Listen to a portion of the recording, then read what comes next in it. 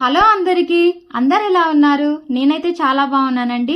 బీరకాయ పచ్చడి, బీరకాయ పచ్చని పప్పు, టమాటా ఆ కాంబినేషన్స్ లో మీరు తినే ఉంటారు బీరకాయ అనేది. ఇప్పుడు నేనైతే బీరకాయలో పాలు పోసి వండుతున్నానండి. ఇది పిల్లలు పెద్దవాళ్ళు చాలా ఇష్టంగా తింటారు, చాలా బాగుంటుంది. ఒకసారి తప్పకుండా ట్రై చేయండి.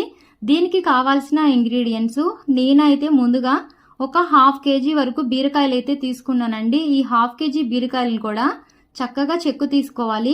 పూర్తిగా అనేది చెక్క అనేది తీయకూడదండి. ఎప్పుడు కూడా పైన లైన్స్ ఉన్నాయి కదా, అంతవరకే తీసేసుకొని ఒక బౌల్లో మంచి వాటర్ పెట్టుకొని ఆ వాటర్లో బీరకాయలు అనేది మంచిగా కడుక్కొని ఒక ప్లేట్లో పెట్టుకోండి.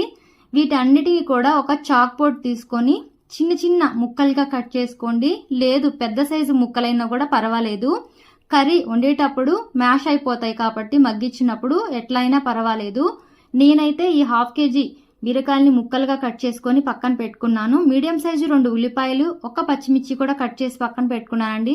స్టవ్ ఆన్ చేసి కడాయి పెట్టి కడాయి హీట్ ఎక్కిన తర్వాత 2 గరిటెల ఆయిల్ అయితే వేసానండి. చిన్న గరిటె అండి అది. 2 గరిటెల ఆయిల్ వేసిన తర్వాత పోపు దినుసులు 2 ఎండుమిర్చి వేసాను.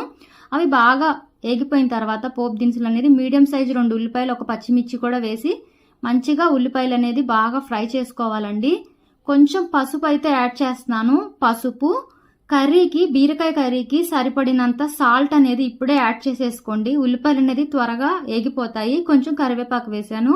ఇదంతా కూడా బాగా ఫ్రై అయ్యి ఆనియన్స్ గోల్డ్ కలర్ వచ్చిన తర్వాత ముందుగా కోసి పెట్టుకున్న హాఫ్ కేజీ బీరకాయ ముక్కలు కూడా యాడ్ చేసి ఒక 5 మినిట్స్ అనేది ఇలా గరిటెతో తిప్పుకోవాలండి. ఇలా తిప్పుకోవడం వల్ల బీరకాయ ముక్కలు అనేది పచ్చివాసన పోతుంది. నెక్స్ట్ ఒక 10 మినిట్స్ అయితే మూత పెట్టి వదిలేసేయండి. మంట అనేది మీడియం ఫ్లేమ్లో పెట్టుకొని మరలా మూత తీసి ఒకసారి గరిటెతో ఇలా మ్యాష్ చేసుకోండి. ఇంకా బీరకాయలు అనేది చక్కగా మగ్గిపోవాలి వీడియోలో చూపించే విధంగా. ఇంకా చక్కగా మగ్గిపోయిన తర్వాత ఈ బీరకాయలకి సరిపడినంత కారం అయితే యాడ్ చేసుకోండి. మీకు ఎక్కువ కావాలంటే ఎక్కువ యాడ్ చేసుకోండి, తక్కువైనా తక్కువ వేసుకోండి, మీ ఇష్టం అది. ఇంకా నెక్స్ట్ స్టవ్ ఆఫ్ చేసి కడాయి కింద పెట్టేసి ఈ బీరకాయ కర్రీ అంతా కూడా ఇలాగ వీడియోలో చూపించే విధంగా సపరేట్ చేసుకొని రౌండ్గా మిల్క్ అనేది మీకు ఎంత కావాలో అంత యాడ్ చేసుకోండి. నేనైతే కొంచెం అంటే కొంచెమే పాలు యాడ్ చేశానండి. మీకు ఎక్కువ కావాలన్నా ఎక్కువ యాడ్ చేసుకోవచ్చు.